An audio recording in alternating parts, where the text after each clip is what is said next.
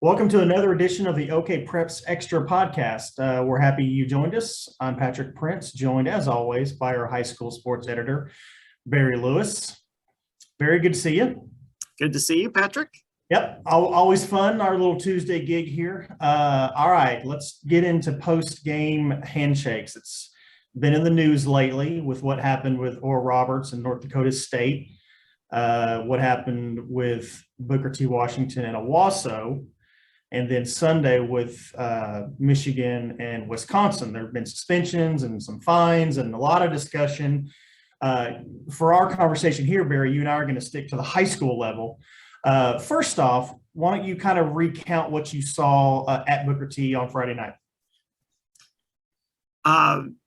It was first of all, great atmosphere.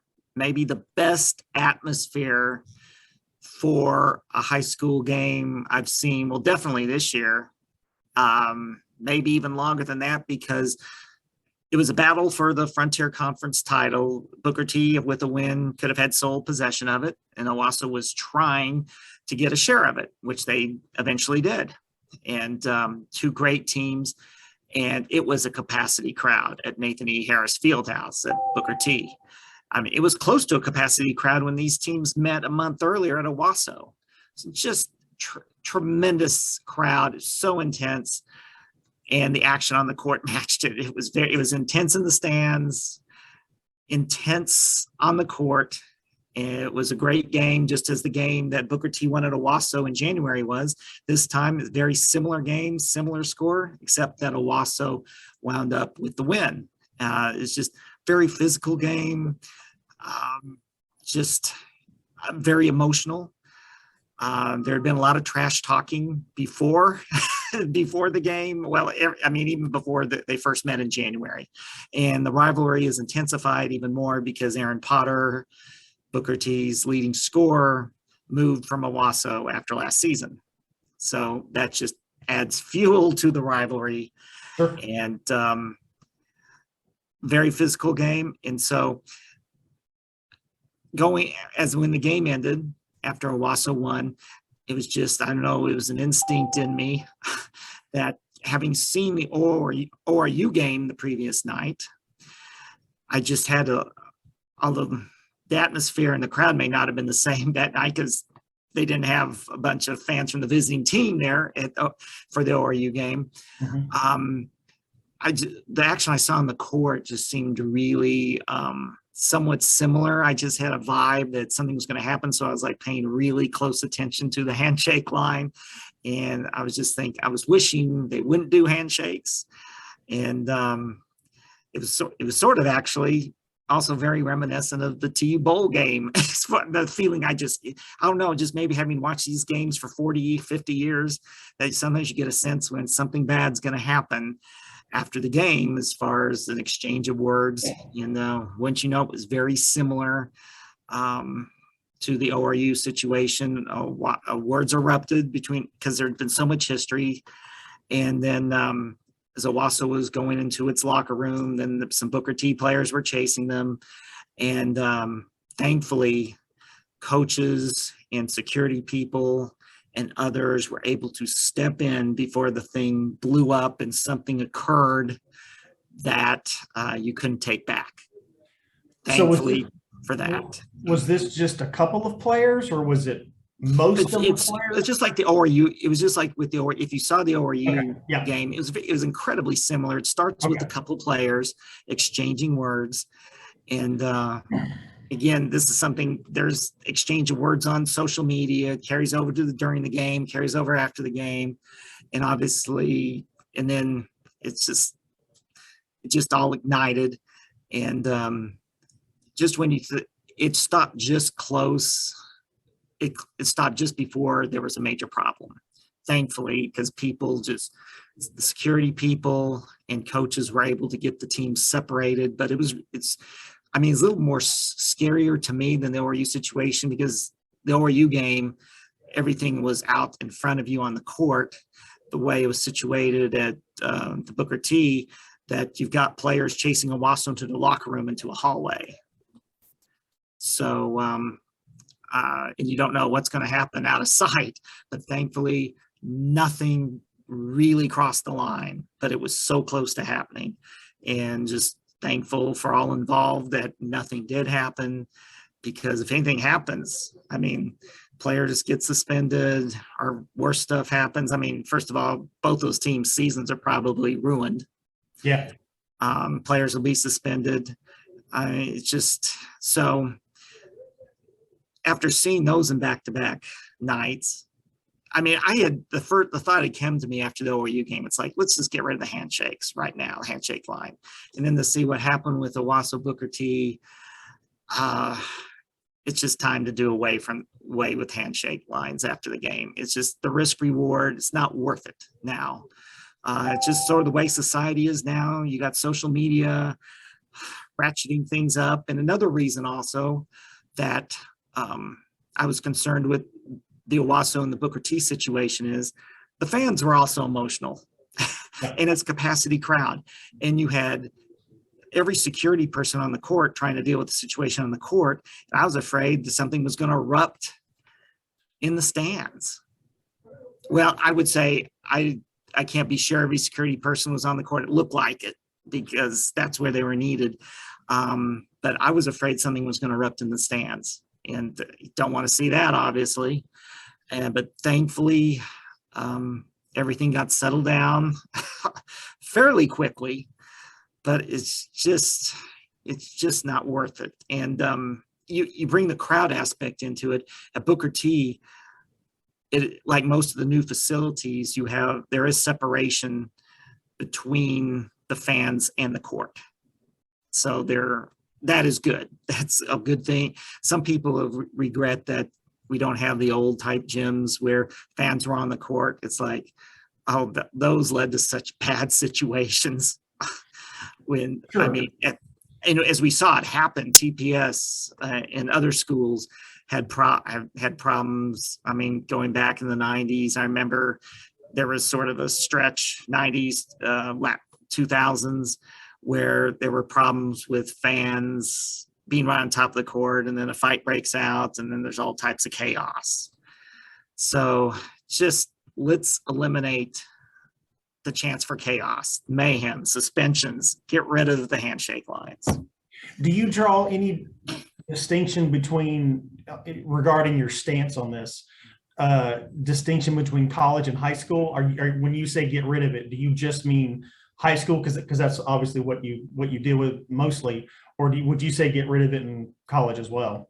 Get rid of it in college as well. Okay, I didn't know if you felt any different given college or high school. Well, because a lot of the same factors are in play. Sure.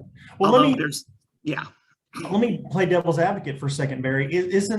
And part of this is some of the feedback that Bill Hayson has shared with me from people reacting to the story that he wrote about, is it time to eliminate the handshake line? This is some of the feedback he got that some people are saying, isn't it a part of sportsmanship? Like after a hard fought game to go to your opponent and shake their hand and say, good job, or, is it, I don't know. What do you think about that? Yeah. In a perfect world, I think that it is a part of the game that I wish we could continue, but obviously society is changing and there's just so much volatility these days. It's really interesting though, in hockey, at the end of each playoff series in the Stanley Cup playoffs, the players on each team, there's the handshake line. And you know how intense hockey is, and they get in fights. And I mean, I love hockey, but it is so intense. But I have never recalled an incident in a handshake line after a hockey game. So, I mean, there may have been one, and there's all types of mayhem during the game, but in a handshake line, after the series is concluded, I can't recall anything in hockey. So the most physical of all the sports where fighting is allowed, although penalized. But so that's just sort of a weird thing. And one more thought on the high school handshake lines or post-game greetings. On one hand, I would get rid of the handshake lines, but I also will miss or would miss not seeing that act of sportsmanship are moments like yesterday, are throughout the playoffs at Regent Prep this past weekend. I went to 2 of their games, and after the games, they've got a prayer circle where the Regent players invite anyone from the opposing team in.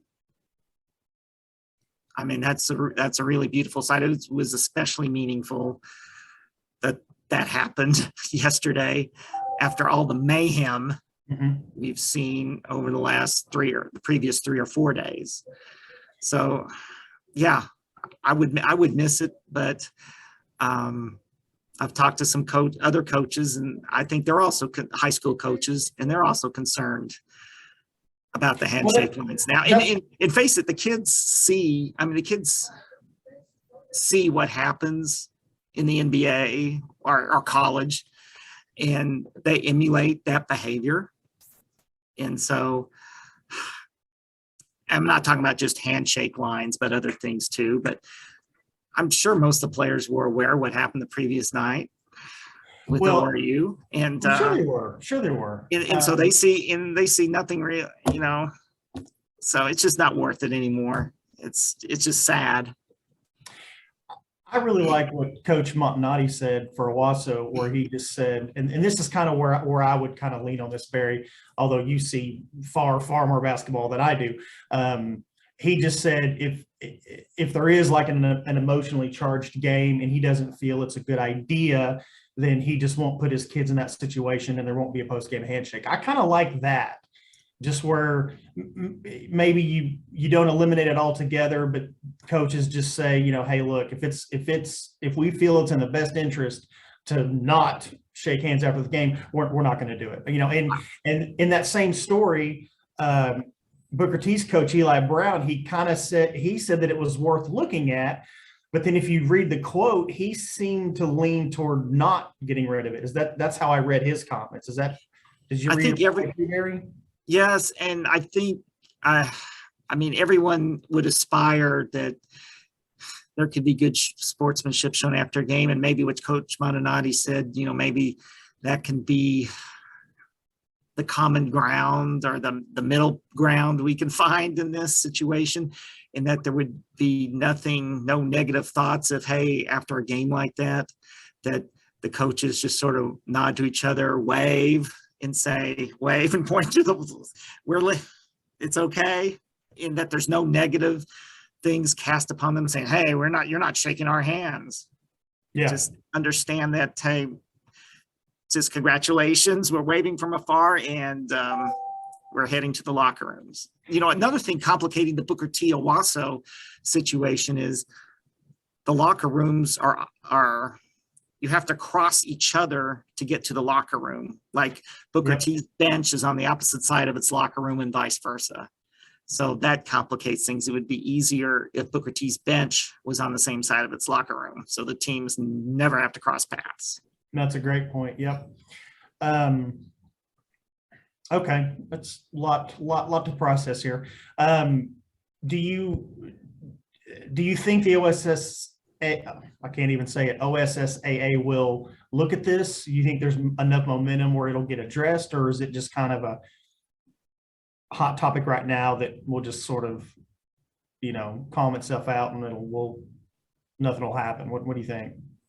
Well, change comes very slowly with the OSSA, so I don't think they'll probably address this. Yeah. After all, the playoffs are still handled or drawn up in basketball the same way now as they were in the 1980s. So with the last 2 weeks of play not counting and everyone being frustrated by that, and coaches would, I think, want more games to count than would do now. And so the same reasons are, communication reasons and technology reasons that were given in the 1980s for not having the last 2 weeks count in the season, they're still given today, even though we know technology is a lot different now than it was in the 1980s. Yeah, very, very different indeed. All right, let's get back on the court and talk about some game action. We just got word just before you and I went on that all Thursday's games are is that statewide or just Statewide, they're all Okay. postponed. So playoffs will not begin on Thursday. You're going to go somewhere on Friday, not sure yet. Tell us about where you're going on Saturday. Well, that's probably on Friday. I'm probably going to go to Webster for the doubleheader there. That also involves Victory Christian, and I know Webster's playing Dewey. I think I'm going to that. But Saturday, now the games that are being played Saturday, well, it was going to be Friday, but Saturday I'll be at Memorial, see Memorial host East Central. But the game that's really intrigues me is Hale and McAllister. Mm-hmm. They both these teams have records of 12-10. So McAllister's first winning season in 10 years. I think this is Hale's second in 10 years. These programs have been down, but they are the 8th and 9th seeds. So when you get an 8th and 9th seed game, those are usually pretty good. And these are two teams that haven't had really any playoff success lately, or very little in the past decade. And so this is new territory. And one of them is going to cap off a really good turnaround year with the playoff win. And being if you win that first regional game, then you're guaranteed a game to the area tournament. And McAllister, I'm looking forward to seeing McAllister's superstar Adonde Holloman, who's he's going to be playing major college basketball, and looking forward to seeing him. And Hale's I haven't seen Hale yet this year, and I've heard so many good things about them. Cabron Lewis and Jakari Barnes. So looking forward to seeing them as well. So I think that's going to be a great game. There's going to be a lot of good games. Muskogee in 6A boys, Muskogee Union could be which is at Jinx, could be a blockbuster matchup. Exciting stuff. A lot going on. So this past Sunday, we unveiled our Inside Outside contest. Why don't you tell us a little bit about that, just in terms of it's same as it's been in years past, but why don't you kind of brief us on what's going on there? Yes, go to okprepsextra.com and you can vote until 2 p.m. on March 4th. And we've got 15 of the best inside and outside players each on both the boys and the girls. And this is sort of a unique situation where this year we've got 3 of the 4 defending winners from last year who are back as candidates. So Nate Bytel, last year's Mr. Outside, is going to try to win it 2 years in a row, plays for Regent Prep. And I saw him play this past weekend. It's good to see him back in action. And he's excited about the contest and got a video on that on site. So, and then on the girls, we got Honesty Smith from Booker T, Washington, and Talia Jones from Broken Arrow as our winners from last year. And then, of course, you picked 30 boys candidates, Kelly Hines, yes. 30 girls candidates. Like you said, voting is open until March 4th. So you can go vote, and we have little bios on all the players. So just a fun contest. We've done it. How many years have we done this now, Barry? Oh, I think we've done it. I'm going to guess this is our 8th year. See, I'd have guessed like 5th. I'd have been way off, but yeah. Yeah, it goes back at least to 2015. And this is not to be confused with our postseason awards. Yes.